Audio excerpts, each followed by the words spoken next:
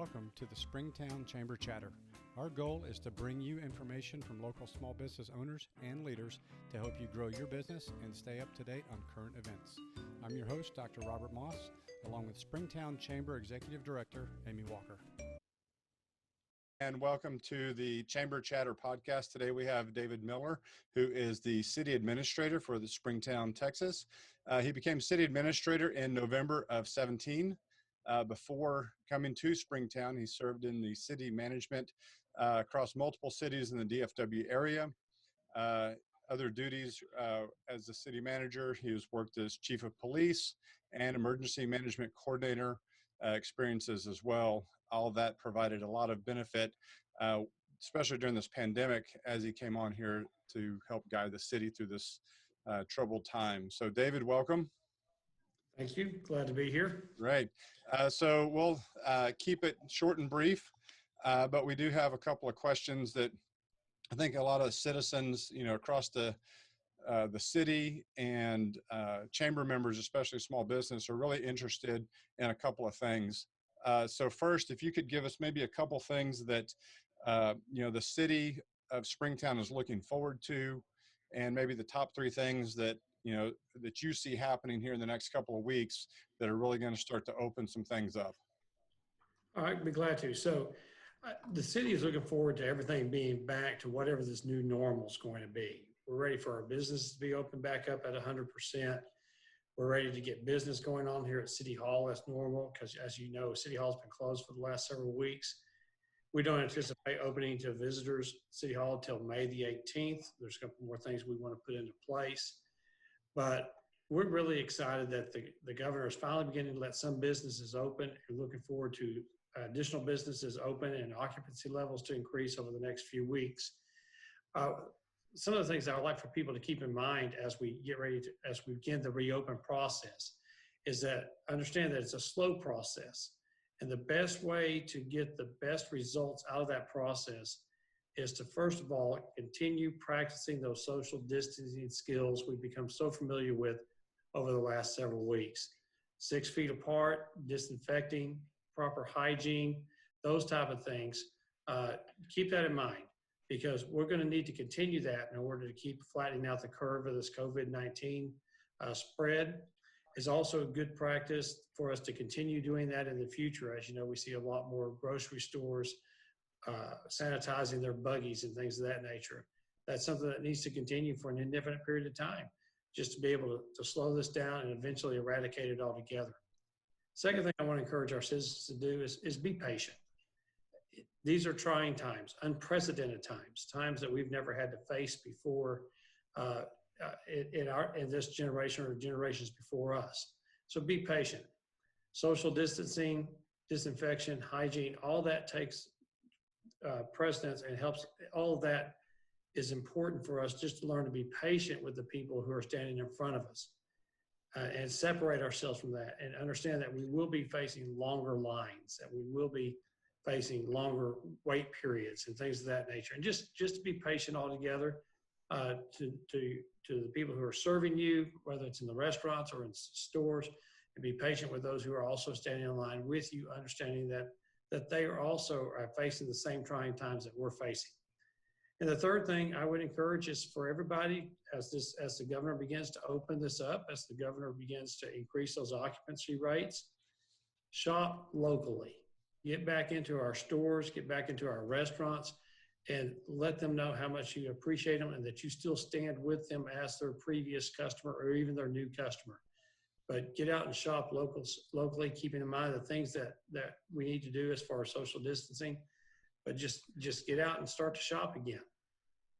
Have you seen with some of the local restaurants, we'll just touch on them first, obviously some of the ones that had the drive-through, they were well prepared to be able to handle some of this, but let's say like Hal's Cafe or Shinola's or something like that.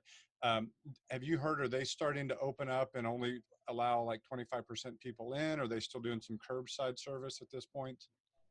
I think what you're seeing in most of the restaurants here in town is a combination of both.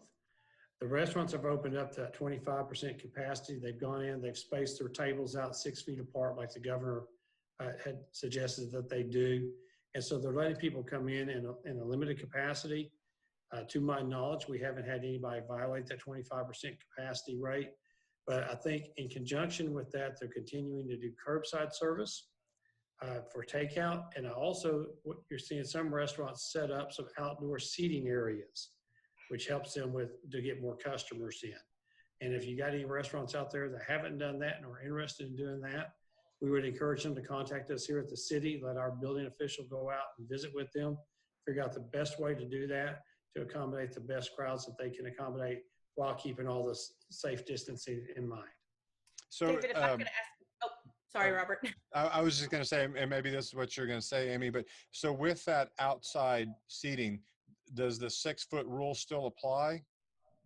It's our interpretation that even on outdoor seating, the 6-foot rule still applies. Where the advantage to outdoor seating comes in during this time is that if your outdoor seating is not connected to the building, in other words, there's not a covered patio that connects to your main structure, then your outdoor seating does not calculate into the 25% occupancy rate that's required for the inside. So by doing that, even if you're keeping your table 6 feet apart, you can still seat more patrons outside and that not go against your count for the inside capacity. So my question actually was about the phase 1 at 25% capacity, moving forward, hoping to get to the 50% capacity, but our positive cases are increasing daily. So in 2 weeks, what are we going to see as far as getting to that 50% capacity? I think there's going to be a couple of things, Amy, that you're going to see. First of all, let me take just a moment to explain why those numbers are going up. Last Tuesday, we had a drive-through test site in Weatherford that tested 95 people. Out of those 95 people, some of them were going to test positive. That's going to drive your numbers up. As of the last update I got about an hour ago, we're at 40 active. We're at 40 cases here in Parker County, but only 11 of those cases are active. So if you take the 11 cases and you figure out the percentage of the 142,000 residents that we have here in Parker County, you're literally talking about a percentage rate of 0.00007. The governor has issued a mandate that says you have to have 5 active cases or less. The county commissioners, Judge Pat Dean, along with all the mayors and the cities in this area, are pleading with the governor's office to consider some other type of measuring factor than just 5 active cases. Because for us, 0.0007 is a far less percentage than some of the surrounding counties around us. But as we move forward, I do anticipate the governor beginning to loosen those rules some, as long as we don't see a continued upward trend of the active spread across the state of Texas as a whole. What we're doing here in Parker County, I think, has been very effective in keeping the numbers down and keeping the curve from basically getting out of control. Thank you. Yeah, I think looking at the percentage numbers when you start, that's a lot of zeros. That's a 0.000. It's a lot versus just having an arbitrary 5 active cases. But again, that's his call, not ours. But I fully agree with looking at a percentage, of your population and moving forward from that. Great. So how about, I know I've seen some talks on, social media and all that sort of stuff. Parks, all that stuff is open. They're good to go now, or there's still some limits going on for outdoor activities? The parks are open and people are going to it every day. The only thing that we ask while they're visiting our parks is to continue to practice those safe distances. If you're on the trail, keep your groups small, stay at least 6 feet away from the other people in front of you. If you're under the pavilion. Now, the parks are open for visitors. We have not yet started renting any of the park pavilions. We are still holding off on that. We hope to have those up and being available to be rented by the end of this month. But we are watching the numbers carefully to ensure that whatever we do it in the right time in the safest manner possible. And how about local churches? We certainly have a lot of churches in our area. They definitely support the chamber and the local businesses. Still the 25%, is that in effect for them as well? For churches, the way that it works is that they can open up for worship services as long as they are able to practice safe distancing between family groups. The way the governor set up the order, it says that churches can open for worship as long as there is a minimum of 6 feet separation from either family groups or people who come to church together, whether that's, fiancés or whatever. They can come to group church together, but the next family group has to be 6 feet away. And in conjunction with that, they can only sit every other row or every other pew. So basically, you got an empty pew in front of you, you have an empty pew behind you, and you have family groups sitting on the other pews that are minimum 6 feet apart. And if they can follow that, then the governor says they can go back into in-person worship services. A lot of our churches have made the active decision that since that's going to be so difficult for them to follow space-wise, they're going to continue to with online services at least for the next few weeks. Sure, great. David, how does that apply to weddings? I know a lot of brides have been contacting me and asking, their venues don't have good information really yet as far as, if a wedding ceremony is performed at the event venue, how does that work with the 25% capacity and everything? Sure. According to the governor's order, GA 18, which is the latest one, the same occupancy capacities that are applied to churches, the family groups 6 feet apart, every other row, also applies to wedding venues and funerals. Okay. So they can have their wedding, they're just going to have to keep that in mind. So either the venue is going to have to be large enough to accommodate it, or unfortunately they may have to narrow down that guest list a little bit to get it to where it fits within that venue. Mm-hmm. Great. And one last thing I was thinking of, so I got stuck in the drive-through at the bank the other day.